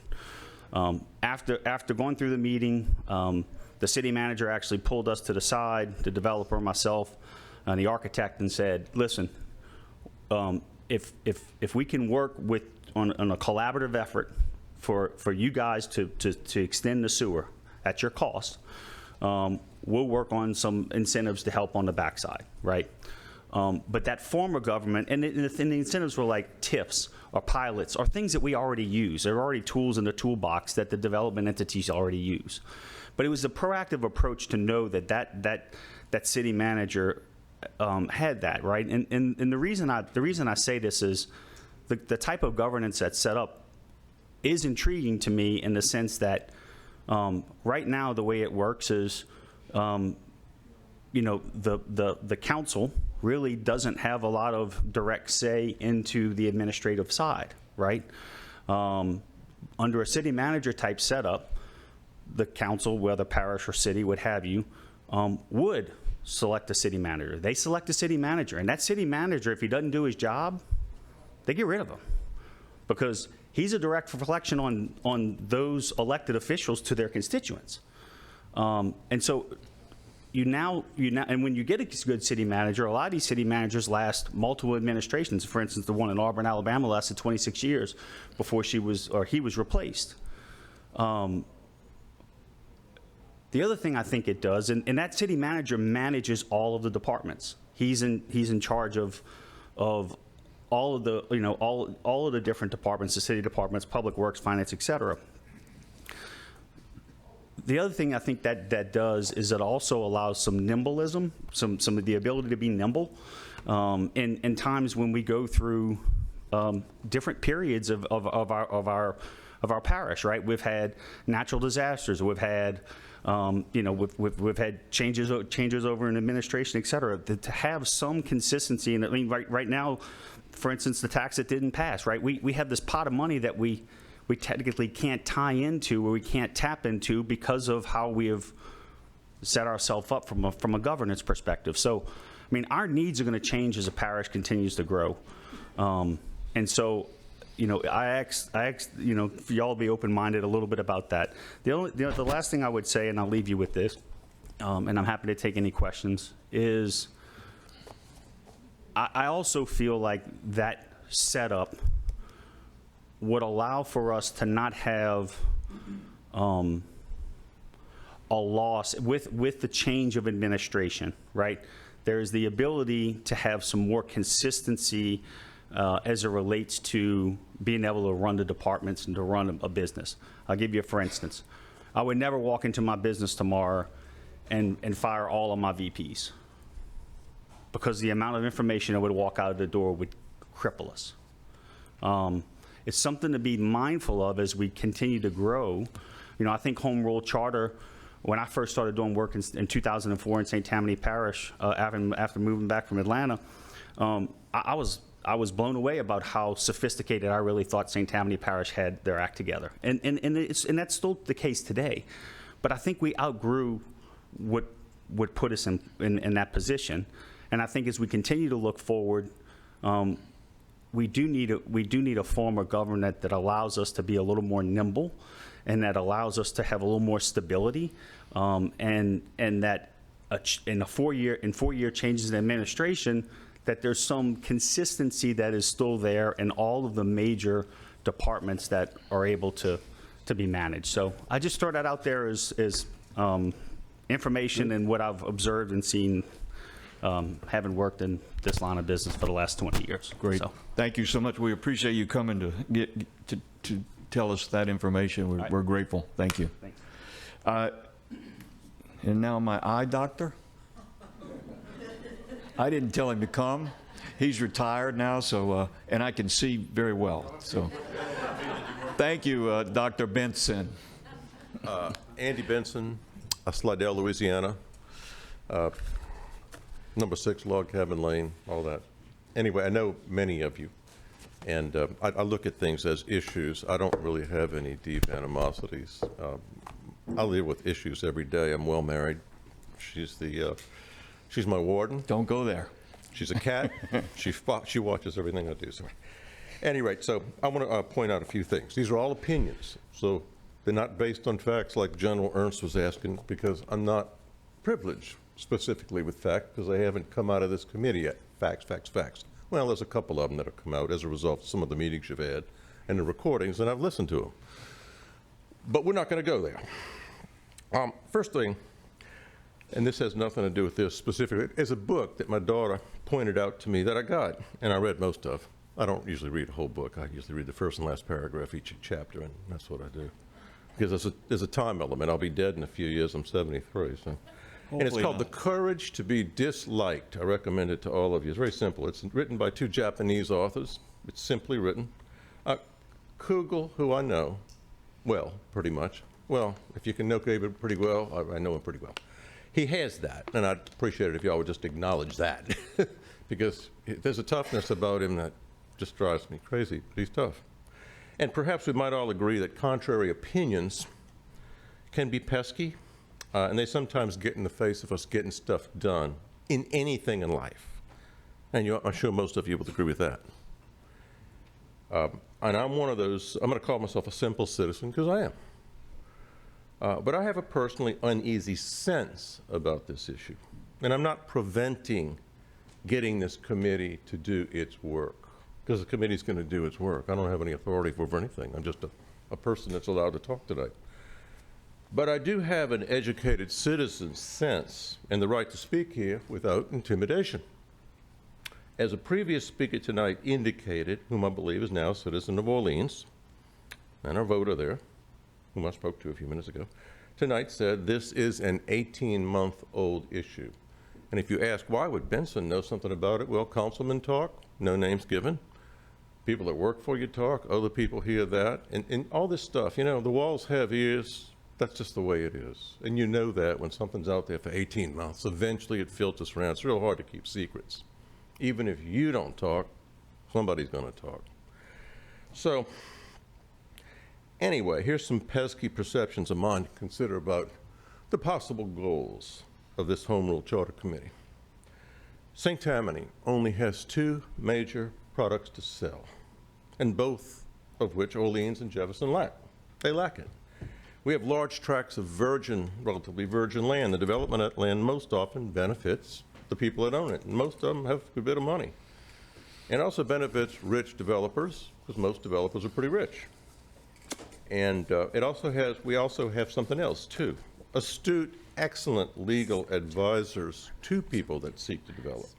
And they legally facilitate the developmental improvement of the land and their projects, which again primarily benefits those who can afford to do anything. So that's the wealthy, the developers, their lawyers, perhaps even some politicians or political lobbyists, maybe even people like me. And some of you know me, and you know that I have used a certain law firm, which we all know well, about 24 years ago to get some stuff done that I wanted to do. And they were excellent. I love the guy. He's retired now. So his hair was long. We're perhaps talking hundreds of millions of dollars here, largely to benefit a select few, probably less than 1% of our 280,000 citizens. So, you know, we're talking about the net worth of people who have a high net worth who get to do this stuff. And it's probably less than 1%. So maybe 2,000 citizens, something like that. So let's consider where it seems to be going. One is to reduce the number of council persons. And of course, it seems, and it would largely, to me, price out the average citizen's resources to run for office and to reduce citizen oversight of elected officials, and that's important. And it would add costly, in my opinion, councilmen at large, which would influence a smaller council to perhaps their will, and even to curb the effectiveness of a parish president. All this would diminish the electoral influence of most of us, 99% of us, the regular citizens, and perhaps disenfranchise or dilute our vote, or at least appear that way, perhaps maybe up to 50% with at least regards to the council, because you're going to have twice as many people if all of this stuff, the worst case, comes to pass. And it may not. I don't know where y'all are going, like I said. You only know that, and you don't even know that yet, right? So vital public, and so if we did do that, we diminish it, vital public debate and scrutiny is going to be diminished. And, you know, sadly, the possibility of potential corruption might be increased. The guys across the lake have as much trouble with corruption or whatever in councils as we do, or in government. And if you give me a few minutes, I can probably jot down a bunch of names from St. Tammany, from all tiers of government, who have done things or been charged and convicted. This effort by some on this committee and some in the council have admitted, and it's been recorded, that it would add to the cost of our government. It makes perfect sense. You're going to have to hire a bunch of people. And one that most recently couldn't even garner, this government, couldn't even garner enough public trust to pass an easy ordinance 2 days ago. And it was a critical ordinance, vital to paying our DA and our funding our justice system. We couldn't even pass that. And it wasn't even a tax increase, but the word tax was on it. And people are chilled by this, and people are chilled by loss of representation. So, you know, we have to really look. And also, you know, when I'm going to digress a little bit, if you all don't mind, about why that failed, because that was an important thing for all of us, and we all know, most of us know that. The way it was written, I could have done a better job, and I'm sorry to the one who wrote it, if there's just one person, or was it a committee of who put together a horse? I don't know. But the way it was written wasn't clear, it wasn't good. And if it was written right and systematically, so people could follow it, probably would have passed. It's only lost by 4 percentage points, so I think that would have done it. So we have to ask, is this electoral failure, because that's what it is, the bitter fruit of the civic loss to trust? And, you know, I'm just going to say, remember the words of old Abraham Lincoln, that we are a government of the people, by the people, for the people, and this shall not perish from the earth. And that famous line has been cited as the essence of a just system of representative government. And his words are truths that underpin the principle of uncorrupted representative government. It's him. He's one of them. So what's happening here in this committee makes it seem, but I don't know, of course, it's not an accusation, designed to advise about what? I mean, I go into everything I do with a preconception, and then I change sometimes. I change all the time. My wife sees to it that I change lots of times. It's just have to if I want to stay alive. And she's the warden, and she's like a cat. She knows what I'm doing. So at any rate, that this hand-picked committee, and it is a picked committee, just like any other committee, somebody picks them, to claim it has no desired goal, that would be incredulous. I couldn't believe that, because we all have goals. We all have senses, and maybe a challenge to Abraham Lincoln's great truths that he shared with us. So, you know, my sense is that, being a cynical person, that the sense of some of the people on the committee, maybe some on the council, it means like we want a government of the connected, by the government, for the connected. And to heck with the other 99% of you, the other 277,000 of you. And one more thing. Many have heard of a famous showman. He lived from 1810 to 1891. His name was P.T. Barnum, the greatest guy in the 19th century. And he said there's a new sucker born every minute. So are we, and of course this is how I think, because I'm skeptical all the time. The parish is 99% of the 280,000 people to be suckers destined to make a costly mistake. So, I mean, you're at the lead of this. You're the committee. How this works out, it's going to affect your political careers. It's going to affect your citizens. It's going to affect the ones who aren't even in office and your trust. It's going to affect the law firm because, you know, I don't dislike our old system of government. It was clumsy with 14 councilmen. You got to call people, and, you know, sometimes they answer, sometimes they don't. And I'm not even a citizen of but one district. But it did engender discussion, and it became public, which engaged the public, and you can see by, not this room tonight, but most of the time there's a bunch of people here in a contentious issue, and I've taken up a lot of time, and I can't blame you, Kevin, if you want to get up and throttle me right now. I'm done. If anybody has any questions of me, as long as you don't intimidate me. No, I think... I don't get intimidated that easily. Yeah, anyway, I think over the last, this is our 6th meeting, we've been trying to open for everybody to speak, because what I get from the members is they want to learn, they want to know what you think, so we appreciate you coming here tonight. I don't have any... I appreciate this, and wait a appreciate minute, the opportunity. I do. Mr. Sims? I think some of the, I hope some of the purpose of the committee is to listen. And listening to you, to start thinking about things that I think are problematic in our current form of government. And it's not necessarily the council, right? Part of the things that I have a problem with is the duplication of umpteen boards all over this parish and the cost associated with that, the fiefdoms that exist with all these dedicated taxes and the duplication of oversight over and over and over and all over the place. And as I'm sitting here listening and we're talking about full-time council versus part-time, and look, this is just an idea as I sit here listening, is that maybe part of the discussion, again, not a decision, is to think of more of an active role of the council in the actual oversight of these boards and less of a deferral and duplication of all these super part-time boards. If we thought that these guys were part-time, the boards of Joe Blow, I'm gonna use a different one other than mosquito abatement, but I don't know, Fire District X, in whatever, and these guys come to our office and say, we don't even have any policies in writing, but we're here to advise the fire department, none of which of us have fire experience, on running a fire district. You know, and these guys are deferring some of their oversight to a board that may have zero experience, zero free time, and if we thought the compensation was low here, I don't even know what it is for their time on those boards. It just as a thought as I'm listening to you talk, that maybe some of this discussion is, maybe it is a slight consolidation of representation. Maybe it is a hybrid and trying to get the best of both worlds. What would full-time people be able to do to offset the duplication of umpteen boards across this parish? I don't know the answer to that, but as you're talking, you're making at least me think, and I think a lot of the objective here is to make everyone else think with everyone's unique experiences. You're a doctor. I don't think we have doctor representation up here. But I think your We may opinions think are we well- are, huh? Huh? We may think we are doctors. Yes. I got a Juris Doctorate. I'll take Yeah. that. Can I say one last No, thing? In reference to what you're saying and Yes, other sir. people have mentioned?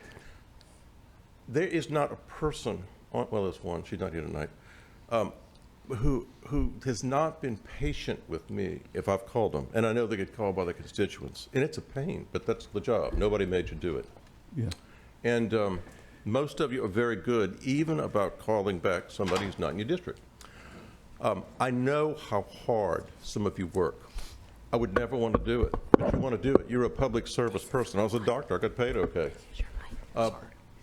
But you work very, very hard, and you really do work as many hours as some of you have claimed. I have no doubt about it, because even when you're not working, you're working, because that phone goes off, you're reading, you're considering, you're dealing with people. It's a stress.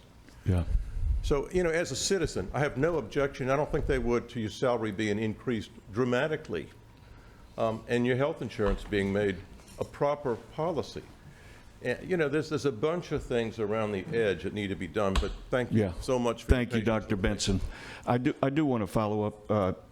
Mr. Sims, I agree with you, and I think that was a good scenario. And first off, let me say, I think they do a great job, mosquito control, don't get me wrong. But it's like, you know, that could be a government function.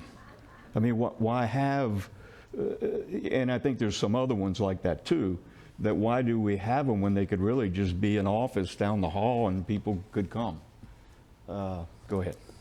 I would just like to make, to build on District Attorney Sims' point, and not to pick on, but there are some boards and commissions that manage more money than the parish council does. And they are not elected. They're appointed. They're volunteers who are managing our money. And just one comment to Dr. Benson. The language was by committee and then has to go through the bond attorney to the bond counsel who dictates the actual content of the things. That's why those ballot propositions are so convoluted. Yeah. We can't just say, hey, let us reorganize the money. All right, we want to try to get through here. I got about 7 or 8 more questions.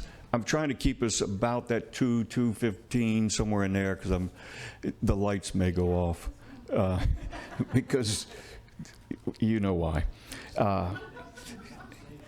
Alan Trifley?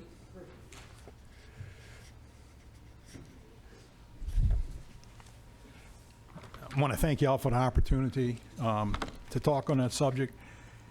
I've been a member of this parish for about 18 years now, and it's surprising to me to see how the government functions.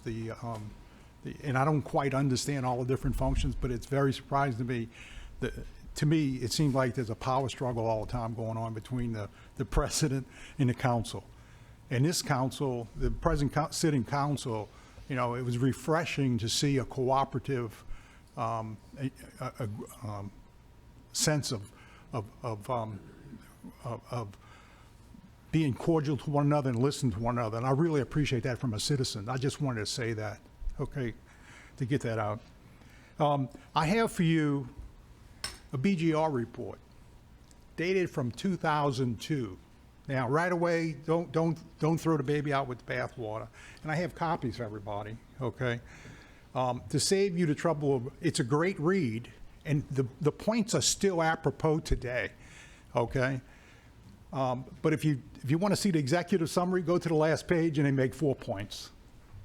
And one of those points happens to be reduce the size, okay? They don't come up with a number, they just say reduce the size. You know, you as you as committee members have to decide what that ultimate is going to be, but ultimate number is going to be and how it's going to be laid out. I do like, when I first heard about this, I talked to Mr. Delacroix about this, and I contacted some of my classmates that I went to school with in Texas that are involved with different cities. They were actually council members in different cities in Texas. And I said, let me just talk to you about, how does your government work, just briefly, just to understand it. And he says, well, how many people live in your parish? And I said, well, about 275. And he says, how many representatives do you have? I said, 14. He says, you got too many. I mean, the first words out of his mouth. I said, well, give me the magic number. What is it? And he said, about 50,000. Okay? 50,000 per representative. Just throwing it out there, something to consider.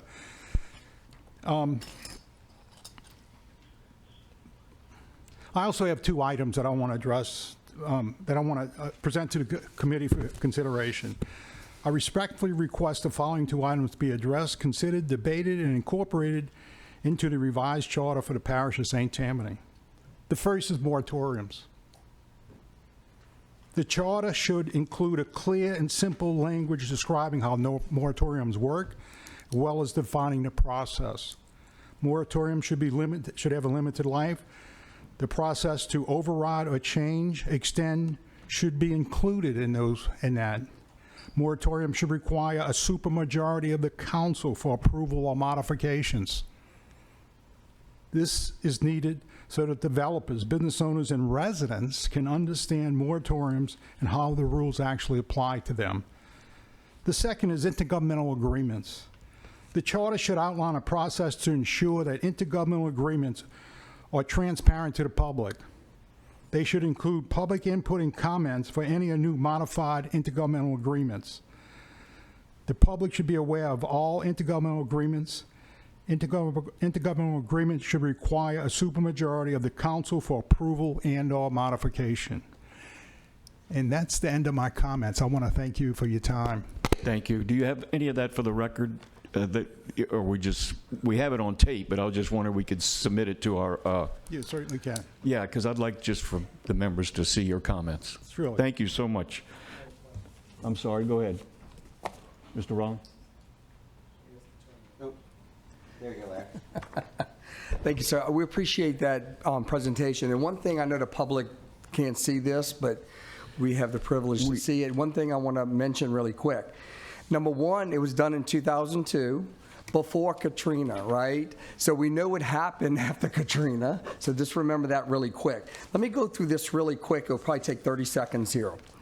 So back in 2000, the population of Jefferson was 455,000. They had 7 members in 6 districts, 1 at large. Arlene, 7, 5 single districts, 2 at large. Plaquemines, 9 single and 9 parish councilmen, no at large. St. Bernard, 7 council members, 5 single members, 2 at large. St. Charles, 9 parish councilmen, 7 single, 2 at large. St. James, 7 and 7, no at large. St. John the Baptist, 9, 7 single, 0 at large. 2 at large. St. Tammany, 14 single members, 0 at large. Tangipahoa, 10, 0 at large. Washington, 7, 0 at large. That is just a snapshot back in 2000. And we know what our population is after Katrina and now close to 275,000. So you just have to look at this graph that was researched back then to really see where these parishes are then and where we are still now. Thank you. Great, thank you. And I do, for the public's information, this document, I know you don't have one right now, there's not enough copies, is on the website. We had already put it on there. So thank you for that, appreciate it. Chief Warhorse?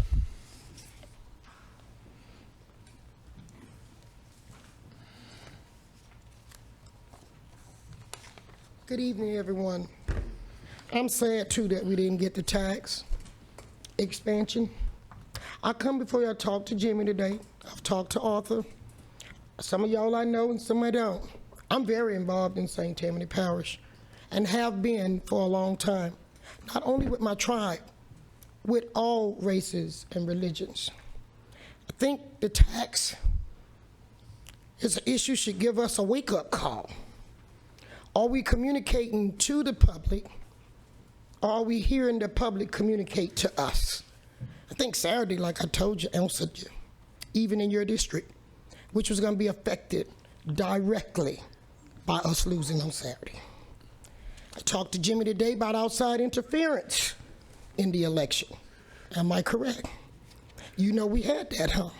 Okay, so we need a meeting with leadership. Because when the community is hearing one thing and seeing one thing, and you all in here seeing something else, we're going to go in 2 different directions. So, Jimmy, we need to have a meeting with our council on what also happened Saturday in our communities, okay? Number 2, I'm a lifelong resident of St. Tammany. We're the oldest family here. I'm 65 years old, made it in February. Has seen very little change in historical communities. I saw new water hydrants, new communities grow, historical communities left behind. I like what everybody's saying, but these things we need to talk. Everybody come from somewhere else and see what's best for St. Tammany. When do we see what's best for the people of St. Tammany, that's from St. Tammany, have voted in St. Tammany, was promised when we voted for taxes we were going to see improvement and didn't? We saw growth. We keep hearing growth talk. What about us? The ones that's really going to go to the poll. We talk about developers. Developers don't vote here. So we missing the people somewhere. Oh yeah, I'm preaching. But I'm preaching a thing that we can make a change, because I really would like to see that tax, like I told Arthur today, return back to a ballot with proper education and not being misled, without a political party deciding what. Bipartisan, can we get that? That's what the community want. Things that's gonna help us. Now, I'm kind of short on this math. I need somebody to help me, because math ain't mathing. We got growth, and we talking cutting representation, and we barely getting representation. Math ain't mapping. Come on now. You mean if your light bill went up, you gonna tell everybody in the house, go wash, turn the water on, and just do everything because this is gonna balance the budget? I'm not on no sides, no party. I'm a citizen that talks to the citizens. And I've been getting your phone calls from your district today and your phone calls trying to answer what in the heck is going on. We running about 14, we need 45, look like. Have we thought about, we got an office in Slidell that we pay for with tax money? Can we have, like I told you, management like that man was just talking? Keep the 14 because it ain't enough. I call Arthur, text Arthur, he's doing a great job. But then there's somebody else texting him in Oak Manor. There's somebody else texting him on Honeybee. I asked him in his own community, he wasn't even concerned. Arthur, why is your community flooding now? So I'm gonna say two things. We need to see how can we hire more help, okay? We need more help. New Orleans have problems. That's not a model, okay? Jefferson Parish, they leaving Jefferson, moving to St. Tammany. Must be a problem. You don't move from somewhere to here to complain if everything is hunky-dory where you come from. I live on Dixie Ranch. Dixie Ranch and Honeybee does not have adequate fire hydrants. Are we considering that in this discussion? Because we don't have a fire hydrant, but a fake one. Who told me that? The fire chief. Asked him, he came out. He said, I cannot connect to this. They told my people on Honeybee, if a fire break out, run. So what the fire department brought them, Arthur, you know I'm telling the truth. They bought them fire detectors, so they get an early run. Get a head start. Historical communities. Y'all worried about growth. I'm worried about the ones of us that keep going down, down, down. I told Arthur, I love the meetings you all had. I love meeting with the DA. You're a very, how can I say it, courageous person. But I told you I also research you. I told you I research you. You come with baggage that's good. Do you know your citizens don't know your past qualifications? Huh? So we do have qualified people up here. I check all y'all out. Tanner come from Richard Tanner's background. I knew what he stood for. But I'm tired of hearing growth, development, and what you're gonna keep getting the citizens saying, no. During this election, you should have had the communities, like I told Arthur and Jimmy, should have been on the front line. The victims that needed that tax should have been on the front line with you all. We are not going under dictatorship. I didn't protest you, I voted for it. I was working on my anniversary, Montgomery. 50th anniversary, I'm out here trying to get people to vote. And you know what they told me? This ain't nothing but a bunch of politics. It wasn't. This was important to our area, important to our communities. Now, one more thing. I hear a lot What is this gonna affect reapportionment? Kevin know that been my baby forever, huh, Kevin? Yeah. I done been to Washington behind reapportionment. Downsides, what that's gonna do to reapportionment, 6 and 9. See, you're not looking at an ignorant community leader here. We 5 years from censor, 6 years from reapportionment. Nobody walk up to this and say, what that's gonna do with our congressional money, Kevin, that have to come back down from reapportionment by downsides? Is that a good question? How is it gonna affect it? Can I get you all to look into that and give me an answer? Because we're gonna go from 14 district. I mean, I understand there's no minority district. I told you you got a DEI district. Are you gonna get a DEI budget when they downsize? Are you gonna get representation for those communities? Now I'm going to jail, who also live in a historically underserved district. Joe, if you're not there, and they give our people somebody from somewhere else who don't understand them like you do, because you went to school there, who gonna get downsized first? The two weakest link, you and Jimmy. Arthur, you still got us. We're a strong community. We come to meeting and we fight. Who getting downsized to 6 and 9? And I know y'all just considering. I understand that. Some of y'all on this board, I begged for y'all to get on there. Did not I, Jimmy? But this is what I want y'all to know. Some of y'all don't know me, Kevin do. I'm a community fighter. Y'all know I'll fill this building. We'll come to your house. We'll picket, protest, be heard. And I will stick with you when you are right. Okay? I'll be the first one on the front, like I was with the tax and with the library. But I want y'all to understand, your citizens are scared. I was talking to them today, calling Jimmy and Arthur, getting on them. But Jimmy says, I'm getting some of the same calls you are getting. They won't answer, guys. I trust you all. I'm putting my trust in you.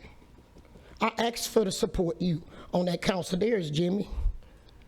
Because if you wouldn't have been up there, there would have been no one the colored people would have saw. You're DEI too. We are functioning under DEI and not taxpaying citizens. Can we function as citizens of this parish? When the community of color calls my tribe and say, Chief, can you go speak for us tonight? But the citizens are wanting to see the tax come back. You know what happened? The news gave false information.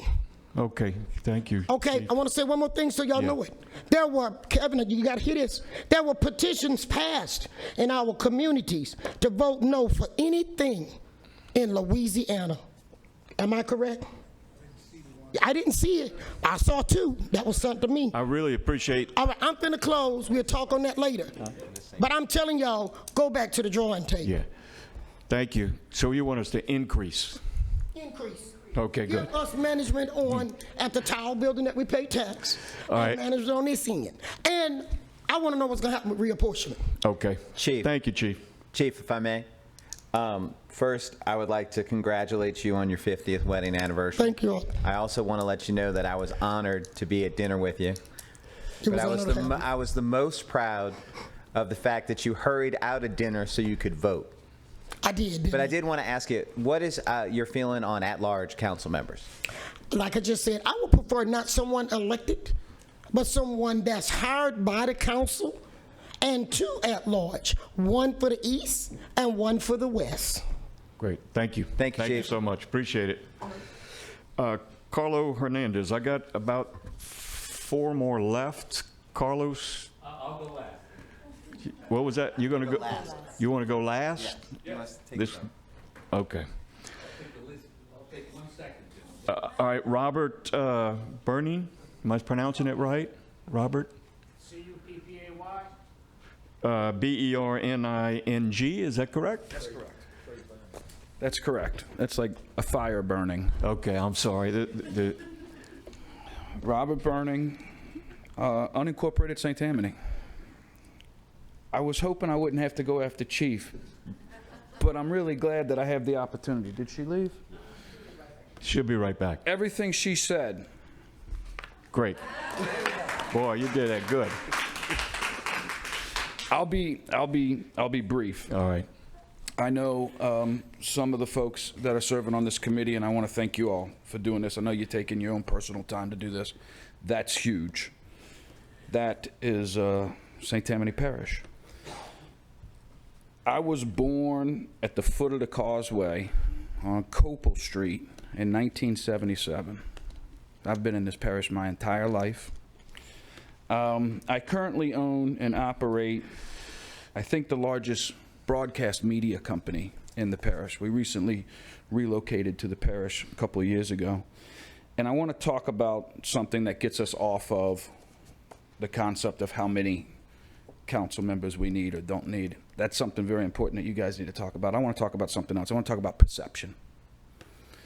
I think that this parish has a perception problem. Chief started to mention a little bit about that, and I'd like to just give it a little bit of structure. Perception is reality. We saw that on Saturday. That was a big election. And I've heard you guys talk about trust with parish government, the previous council, the previous president, the current council. There's been a huge change. And trust is a word that continues to come up when it comes to the citizens. They do not trust, but not necessarily because they have reason not to trust. They have a perception. And the only way to change perception is through communication. What happened on Saturday was a lack of communication. Simple. So I urge you guys to consider one thing. As you go through this process and you think about ways to do things better for the parish, more efficient, whatever it is, think about the perception of those decisions, of those factors that you're considering, and how you will communicate why you're doing what you're doing. That's it. Great, thank you so Good luck. much. We appreciate it.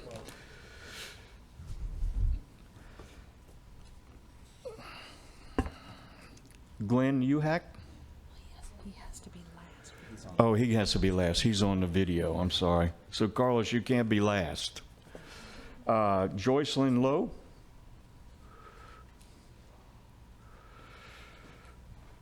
And yes, I will be brief. And I do appreciate you all being on this committee and the time spent.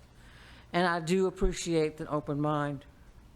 I do hear from the citizens, as you all know. I have my mailing list. I mail out. And people are just not happy with 14 people on this council. I've heard that for years. I've lived here for pushing 41 years. I've had property here for 50 plus years. This is just what I hear from people. I don't know what's not working, but I can tell you people say it's not working. So we have to consider this charter. It is extremely important to look at every aspect. The one thing that I heard at I think it was the last meeting, the city manager type of government, because it is one where it's a professional person who has continuity. How's that sound? It's not political, somewhat, because you're still hiring him. Let's go back, and one last thing I'm going to add that is not part of this is Saturday's vote. I can tell you why it failed. The groundswell was, where are the roads from the 2 cents we've been spending, roads and drainage, for the last 20 whatever years, and we don't see them? How in the world can we continue to decrease that amount of money?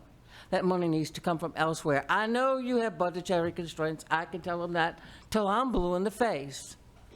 Communication, please. This meeting needs to be advertised better. Please, I don't know how, but please contact all your constituents. Thank you. Great, thank you, Joyce. We appreciate it. Robert?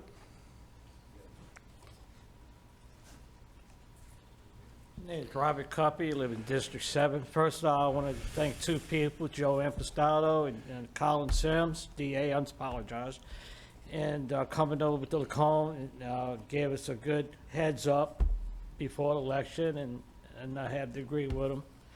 But getting back to, I just feel that we should put this up to a vote for the people to the voters, let them decide how many we should have, how many at large we should have, and you know, and this will probably solve a lot of problems, get the trust back with the people in this parish. You know, I hear a lot of people wants to go fishing also. We don't have a pier to go fishing for 20-something years. So I hear that out there when I go fishing. And it's always, you know, the 20, they wait for the federal government. You know, people's frustrated, you know. By the time 20 years, those people done died off. So we wait for the new people to retire. I may not have a chance to go on that pier to go fish. You know, I think we should look at that too. Okay. And a lot of people's frustrated. They go get their license. Great. You know, and I think we should look at it. And number two, let's look, see if we can get a better relationship with the causeway. The last administration of the council, I contacted my parish council. You wasn't on the last parish council, to have a hearing to go up to $5 to $6. He said he was all for it. I'm going, you know, Okay. we're gonna get it on there. It never happened. People had it forced to pay an extra $1 that we never had a Bless you. meeting for. Yeah, Robert, we're really not there. Right. I appreciate your I'm comments. just trying to tell you that, Yeah. you know, that's where angry people voted against. Okay, that's what we want to hear, and I think I'm hearing you didn't, it's not about size, but you want the people to vote on whatever happens, correct? Thank you, sir. Great, thank you, Robert, we appreciate it. Carlos, you're up now. And then we'll hear from Glenn online.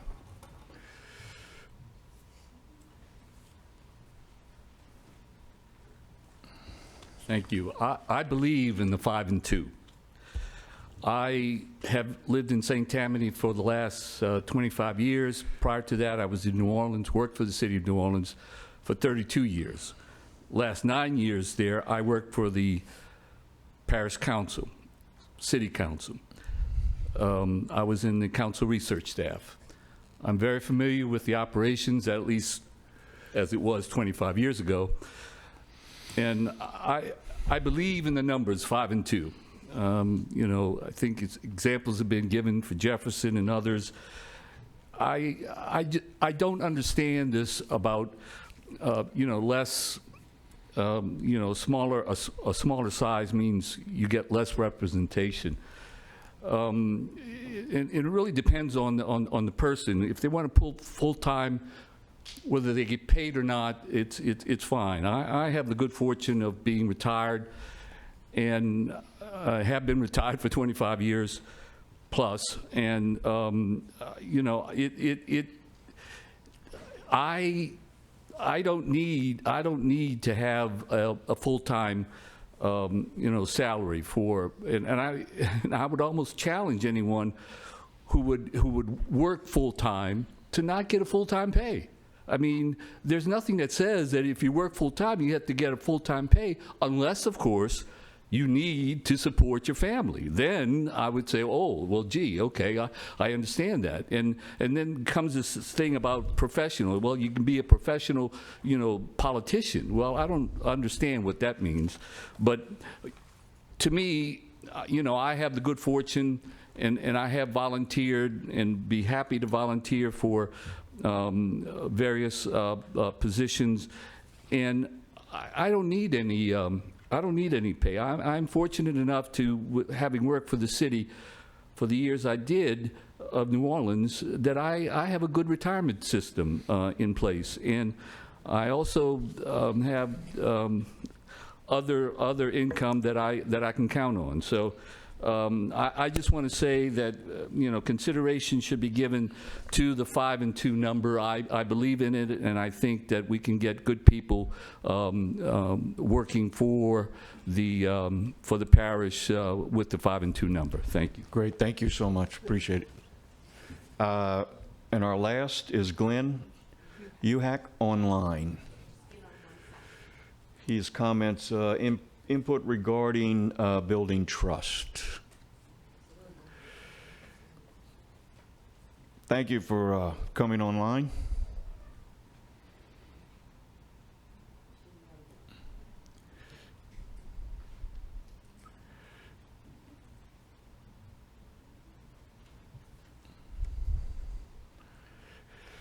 We're almost there. Huh?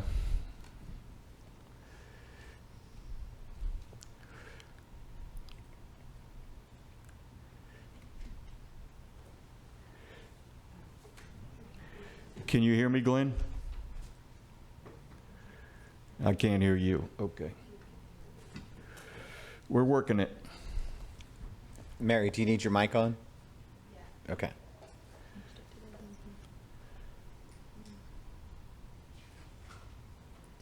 I think we need to turn off studio feed so it doesn't.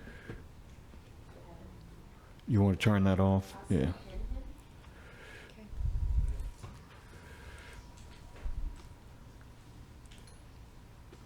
There we go. Try now.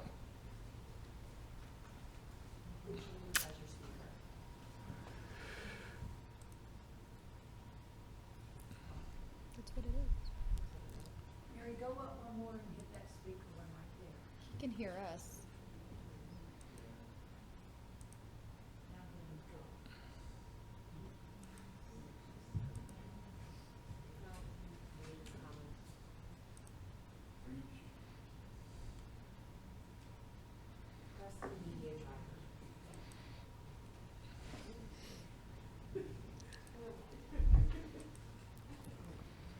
Not quite there, huh?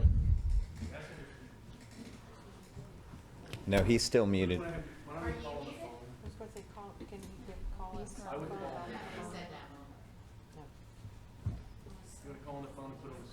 He said no. I don't know.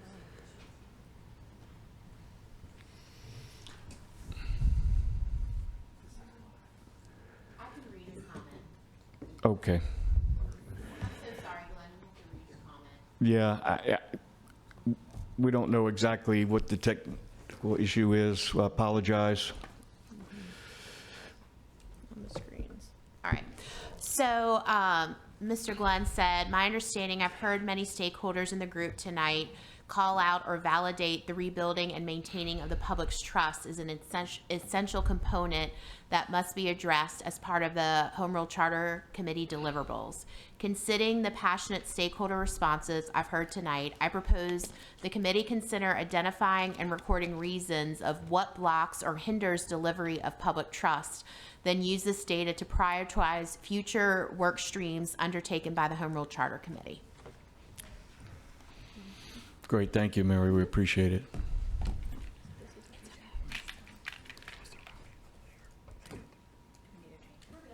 We're good? Yep. Okay, thank you so much. That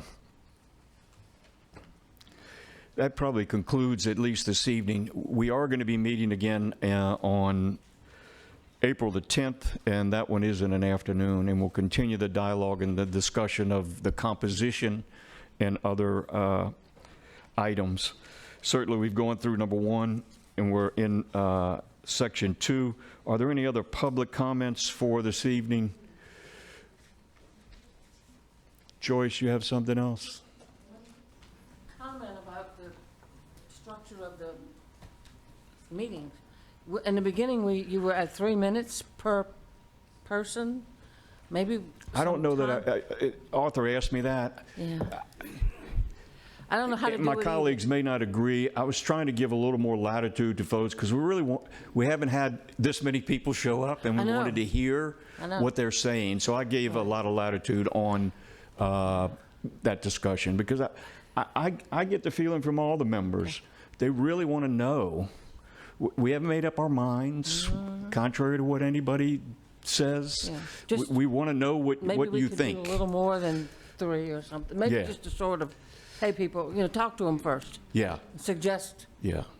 And I think that, all the documents that we're looking at is all online. Yes. And the members really want to hear from the public. And I think some of our colleagues have already said, and I think we all agree, it's a multitude of things. It's not just one that has to be reviewed. So any members have any other comments for tonight? If not, I would entertain a motion to adjourn. Adjourn. Second, all in favor, say aye. Aye. Any opposed? So moved. Thank you all.